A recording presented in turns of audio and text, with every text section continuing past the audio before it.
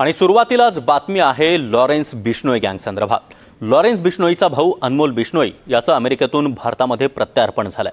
अनमोल बिश्नोईच्या अटकेमुळे लॉरेन्सला मोठा धक्का बसलाय, कारण अनमोलकडून बिश्नोई गँगची पूर्ण क्राईम कुंडलीच तपास यंत्रणांच्या हाती लागू शकते। अनमोल बिश्नोईचं गँगमधलं स्थान काय होतं, लॉरेन्सच्या आदेशावर काम करणारी बिश्नोई गँग अनमोल कसा चालवायचा आणि बिश्नोई गँगची मोडस ऑपरेंडी नेमकी कशी आहे, पाहूयात त्या संदर्भातला हा एक खास रिपोर्ट।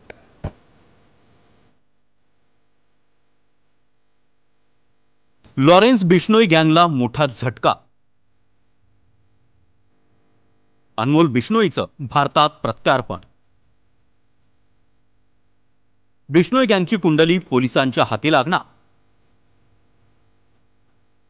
गुजरातच्या साबरमती जेलमध्ये बसून दहशतीचं जाळं पसरवणाऱ्या गँगस्टर लॉरेन्स बिश्नोईला आज मोठा धक्का बसलाय। लॉरेन्सचा भाऊ अनमोल बिश्नोई याचं अमेरिकेतून भारतात प्रत्यार्पण करण्यात आलंय।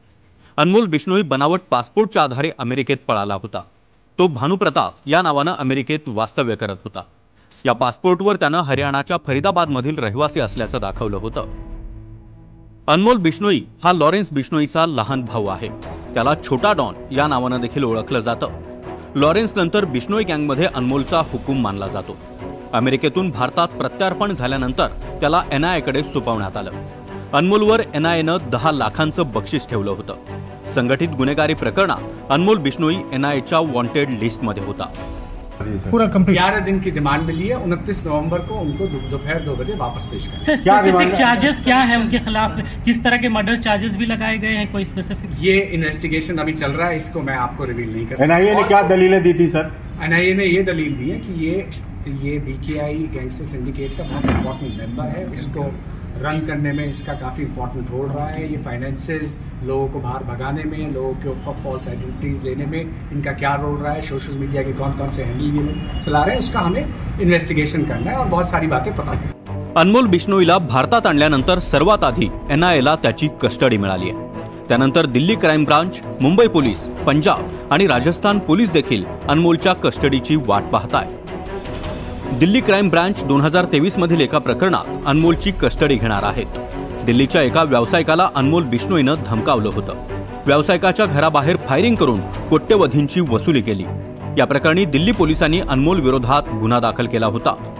यानंतर 2022 मधील सिद्धू मुसेवाला हत्या प्रकरणात पंजाब पोलिसांना अनमोल बिश्नोईची कस्टडी हवी आहे। राजस्थानमधील काही गुन्ह्यांमध्ये त्याचा सहभाग आहे।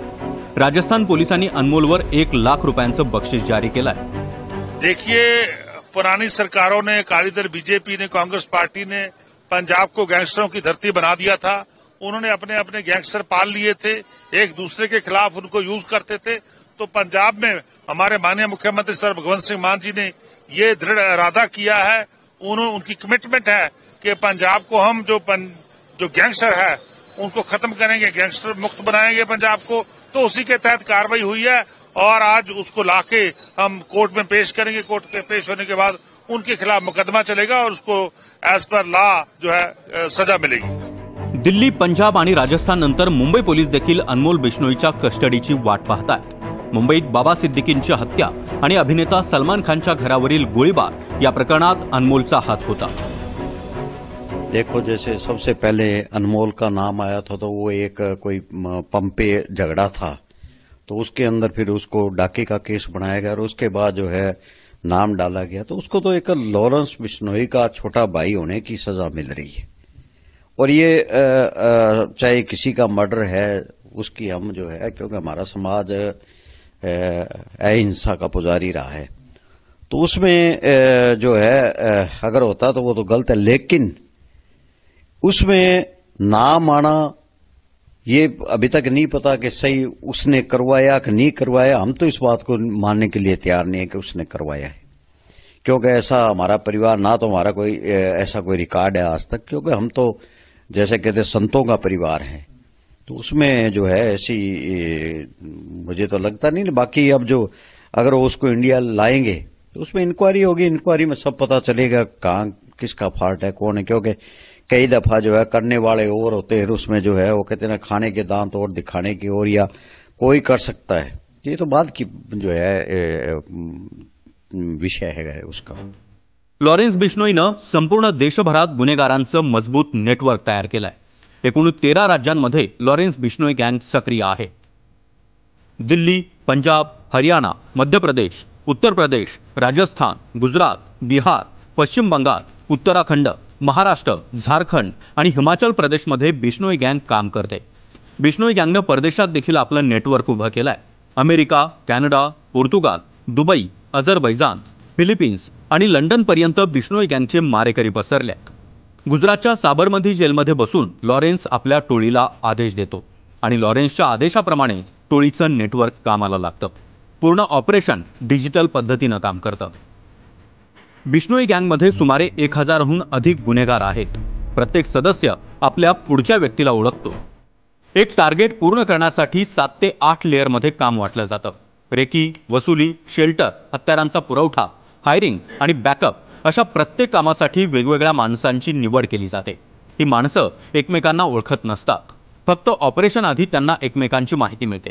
त्यामुळे कोणत्याही हल्ल्याची माहिती लीक होत नाही. याशिवाय लॉरेन्स बिश्नोई आपल्या सदस्यांची विशेष काळजी देखील घेतो. एखादा सदस्य आर्थिक किंवा कौटुंबिक संकटात अडकला असेल तर लॉरेन्स त्याला आर्थिक मदत पुरवतो. त्यामुळे लॉरेन्सच्या नेटवर्कमध्ये सहसा कुणीही गद्दारी करत नाही. मात्र गेल्या वर्षभरात लॉरेन्स बिश्नोई गँगमध्ये देखील फूट पडली आहे. लॉरेन्सचे विश्वासू रोहित गोद्रा आणि गोल्डी ब्रार हे साथीदार आता विरोधात गेले. दोघेही कॅनडा आणि दुबईतून काम करत होते. गोल्डी ब्रारकडे पंजाब आणि दिल्लीची कमांड होती, तर रोहित गोद्राकडे राजस्थान आणि मध्य प्रदेशची कमांड होती. मात्र काही दिवसांपूर्वीच रोहित गोद्राने दुबईमधील लॉरेन्सच्या हस्तकाला मारल्यानंतर हा संघर्ष वाढला. अनमोल बिश्नोईचं भारतात प्रत्यार्पण केल्यानंतर त्याला NIA कोर्ट आणि पटियाला हाऊस कोर्टात दाखल करण्यात आलं. त्यावेळी कोर्टानं त्याला 15 दिवसांची NIA कोठडी सुनावली आहे. अनमोल बिश्नोईच्या अटकेमुळे बिश्नोई गँगला मोठा फटका बसला. अनमोलच्या चौकशीतून बिश्नोई गँगची कुंडली पोलिसांच्या हाती लागणार आहे. सोबतच मुंबईतील बाबा सिद्दीकींची हत्या आणि सलमान खानच्या घरावरील गोळीबार प्रकरणात देखील अनेक गोष्टींचा उलगडा होऊ शकतो. Bureau report, NDTV Marathi.